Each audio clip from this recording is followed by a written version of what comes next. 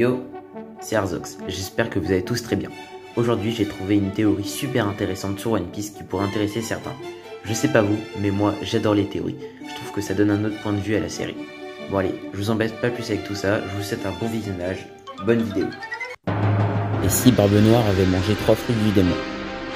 Devenu un antagoniste de légende, Marshall D. Teach, plus connu sous le nom de Barbe Noire, est célèbre dans l'univers de One Piece.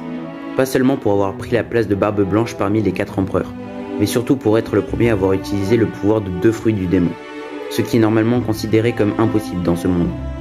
Une théorie populaire à cette énigme, intitulée Théorie de Cerberus, postule que Barbe Noire avait déjà mangé un fruit du démon avant de manger le Yami Yami no Mi.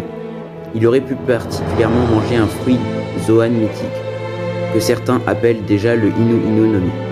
Ainsi, la théorie voudrait qu'en raison de la nature du Cerbère mythique, possédant 3 têtes dotées d'une pensée indépendante, cela permettrait à Teach d'utiliser plus d'un fruit du démon.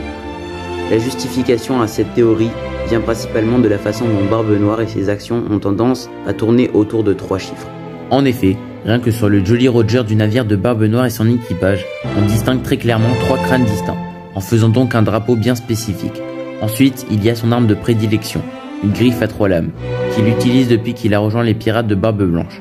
De plus, c'est bien Teach qui est à l'origine des fameuses 3 cicatrices de champ sur l'œil gauche, bien qu'on ne sache pas exactement si ces dernières sont dues à l'arme de Barbe Noire, ou si elles sont le résultat de son hypothétique forme Zoan. Enfin, le fait que le mythe de Cerbère existe directement dans le monde de One Piece donne encore plus de crédibilité à cette théorie.